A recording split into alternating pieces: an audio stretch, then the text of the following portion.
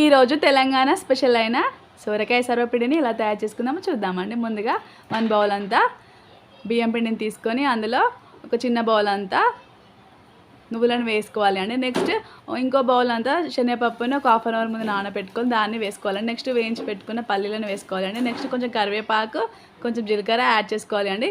Next అందులోనే కొంచెం పసుపు వేసుకోవాలి అండి. నెక్స్ట్ దానిలోనే తగినంత సాల్ట్ కూడా వేసుకోవాలి. నెక్స్ట్ మనం సన్నగా కట్ చేసి పెట్టుకున్న ఉల్లిపాయలని వేసుకోవాలి అండి. నెక్స్ట్ మనం తురిమి పెట్టుకున్న సొరకాయ తురుముని వేసుకొని నెక్స్ట్ తగినంత కొత్తిమీరని వేసుకొని మంచిగా కలుపుకోవాలి అండి. నేను ఇందులో కారం వేయట్లేదండి, పచ్చిమిర్చి వేస్తేనే చాలా టేస్టీగా ఉంటుంది. అందుకే పచ్చిమిర్చి, వెల్లుల్లి, కొంచెం జీలకర్ర, కొంచెం ధనియాలని పేస్ట్ చేసి పెట్టుకున్నానండి, గ్రైండ్ చేసుకున్నాను.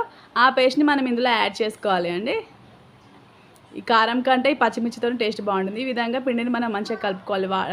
తగినంత వాటర్ పోసుకొని, వాటర్ ఎక్కువ పట్టదండి, కొంచెమే పడుతుంది. చూడండి, ఇలా వీడియోలో చూపించిన విధంగా మనం సర్వపిండి బౌల్ ఉంటుంది కదండి, దానిలో మంచిగా ఇలా ఆయిల్ లైట్గా కింద బౌల్లో ఆయిల్ పోసుకొని అంటకుండా ఇలా మంచిగా ప్రెస్ చేసుకోవాలి అండి.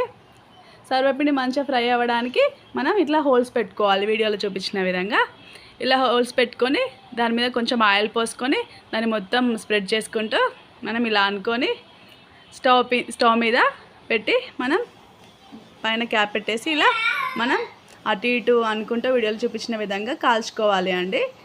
చూడండి ఎలా ఉందో. అదే నెక్స్ట్ బౌల్లో కూడా అదే విధంగా కాల్చుకోవాలి అండి. ఆయిల్ పోసుకొని ఇలా మనం మాడకుండా చూసుకోవాలి అండి. మంచిగా వీడియోలో చూపించిన విధంగా కాల్చుకోవాలి. నెక్స్ట్ మనం ఇది కాలిన తర్వాత మనం స్టవ్ ఆఫ్ చేసుకొని ఎక్స్ట్రా ఆయిల్ ఉంటుంది కదా అండి, ఈ విధంగా మనం ఒక బౌల్లో పోసుకొని మళ్ళీ అదే ఆయిల్ని మనం ఇంకో దానిపైన కూడా వేసుకోవచ్చు అండి. చూడండి, ఎక్స్ట్రా ఆయిల్ అంతా మనం తీసేయాలి అండి. తప్పకుండా ట్రై చేయండి. రెగ్యులర్గా చేసే సర్వపిండి కాకుండా సొరకాయ సర్వపిండి చాలా టేస్టీగా ఉంటుందండి. చూడండి, అంతే, సొరకాయ సర్వపిండి రెడీ అయిందండి.